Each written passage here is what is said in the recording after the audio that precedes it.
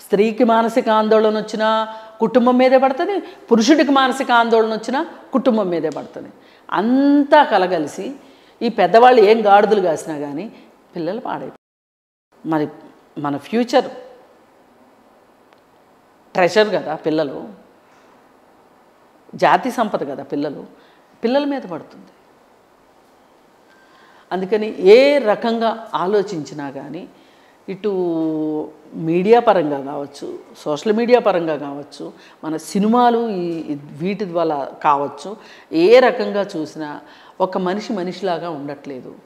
ఆ మనిషి తనకేం కావాలి అనే దాన్ని ఎంపిక చేసుకుంటంలో ఒకప్పుడు పిల్లలు అంటే మన తరం మన వాళ్ళు అందరం కూడా కుటుంబాన్ని చూసి నేర్చుకునేవాళ్ళం, విలువలు కావచ్చు మీరు అన్నట్టుగా ఏ రకంగా ఉండాలి అని.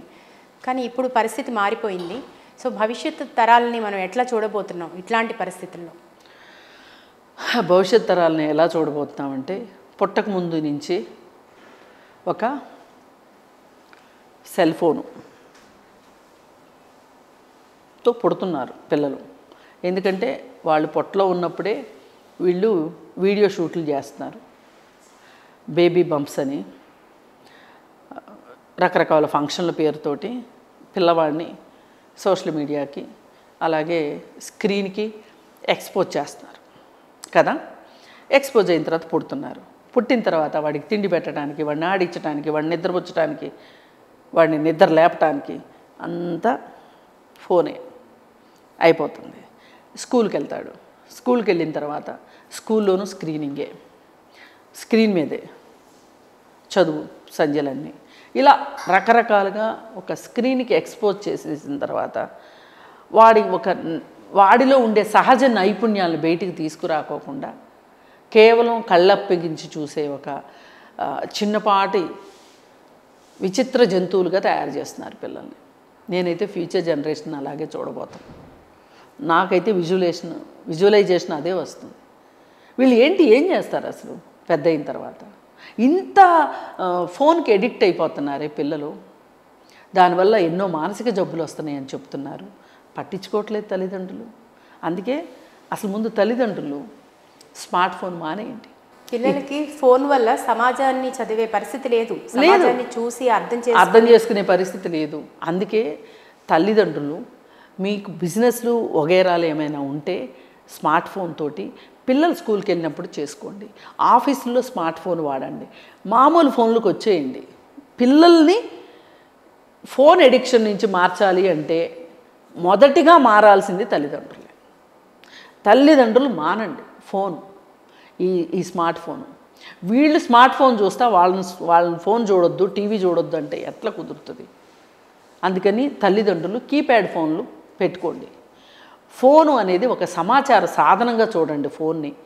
అది ఒక వినోద వస్తువుగానో లేకపోతే మనకి విజ్ఞానం పంచడం ఎలాగూ లేదనుకోండి, అది వేరే విషయము.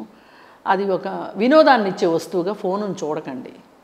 మీరు చూస్తే మీ పిల్లలకు కూడా అదే అలవాటు అవుతుంది. అందుకని అప్పుడు మాత్రమే ఫ్యూచర్ జనరేషన్ని మనం రక్షించుకోగలుగుతాం. ఓకేనండి. ఇప్పుడు మనం బ్యాక్ టు కోల్కతా ఇన్సిడెంట్కి వస్తే, కోల్కతాలో జరిగిన ఈ భయంకరమైన ఈ ఇన్సిడెంటు మనకి భవిష్యత్తులో మహిళల రక్షణని ప్రశ్నార్థకం చేస్తుంది. మహిళలు తమను తాము రక్షించుకోవాలంటే ఏం చేయాలంటారు? అలాగే ఫైనల్గా వ్యవస్థలు ఎట్లాంటి పాత్ర తీసుకోవాలి, ఎట్లాంటి రక్షణ ఏర్పాటు చేయాలంటారు? ఈ ప్రభుత్వాలు చేయాల్సిందే. మీరు నేను మాట్లాడే ప్రయోజనం లేదు. జస్టిస్ వర్మ చెప్పారు, ఏం చేయాలో చెప్పారు. నిర్భయ ఫండ్ పెట్టి ఈ నిర్భయ ఫండ్ ద్వారా సమాజంలో అవగాహన తీసుకురావాలి, విస్తృత స్థాయిలో ప్రాథమిక స్థాయిలో తీసుకురావాలి అని చెప్పారు. ప్రాథమిక స్థాయిలో ఏమేం చేయాలని చెప్పారంటే ఆయన అవగాహన ఏ విషయంలో కల్పించాలని, చట్టాల పట్ల, హక్కుల పట్ల, బాధ్యతల పట్ల, అలాగే శిక్షల పట్ల అవగాహన పెంచాలి. అలాగే తోటి విద్యార్థిని పట్ల ఒక విద్యార్థి ఎలా ప్రవర్తించాలి, సొంత చెల్లెల పట్ల ఎట్లా ప్రవర్తించాలి, ఇట్లా రకరకాల స్థాయిల్లో స్త్రీని ఎలా అర్థం చేసుకోవాలి, స్త్రీని ఎలా చూడాలి తమతో సమానంగా అనేది నేర్పమని చెప్పాడు, అవగాహన కల్పించమని చెప్పాడు. ఆయన కూడా గౌరవాన్ని పూజించమని గౌరవించమని చెప్పలా, గుర్తించమని చెప్పాడు. అలా అవగాహన తీసుకురావాలన్నాడు.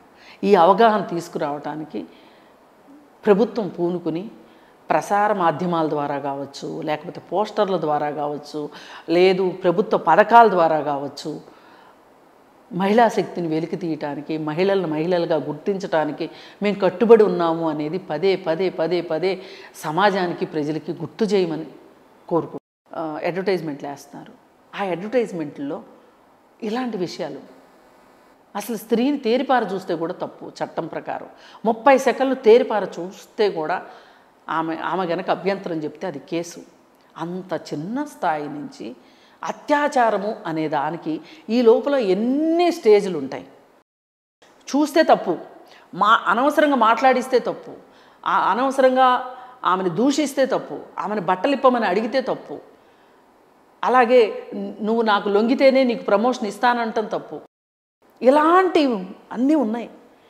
ఇవన్నీ దాటి చివరికి అత్యాచారం. అంటే ఇన్ని నేరాలు అసలు మాట్లాడట్లా మనం వీటన్నిటి గురించి, కేవలం అత్యాచారం గురించే మాట్లాడుతున్నాం. అది కాదు ఈ సమస్యకు పరిష్కారం. మొదల నుంచి దీనికి అసలు మూలం ఎక్కడుంది, ఆ మూలాల దగ్గర నుంచి మనం ముందుకు రావాలి. ముందుకు వచ్చి అత్యాచారం అనేది చాలా అసాధ్యము అనే పరిస్థితిని కల్పించాలి సమాజంలో. ఇక్కడంతా మనం రిపేర్ చేసుకుంటూ వచ్చామనుకోండి, మొత్తం షడ్ అయితే అవ్వదు కదా. అంటే మన వెహికల్కి ఎట్లా అయితే ఒక చిన్న స్థాయిలో మనము చిన్న సమస్య వచ్చినప్పుడు మనం దాన్ని ఎలా తీసుకుంటామో, దాన్ని బట్టి మనము ఒక పెద్ద సమస్య దాకా వెళ్ళదు. చిన్న సమస్యలనే మనము గుర్తించి నివారించగలిగినప్పుడు పెద్ద సమస్యలు రావు. దీనికి ప్రభుత్వాలు కట్టుబడి ఉండాలి, ఉపాధ్యాయులు కట్టుబడి ఉండాలి, తల్లిదండ్రులు కట్టుబడి ఉండాలి, సినిమా వాళ్ళు కట్టుబడి ఉండాలి, ప్రభుత్వం కూడా కట్టుబడి ఉండాలి. ఎస్ అండి, మీరు చెప్పింది ఎగ్జాక్ట్లీ రైట్.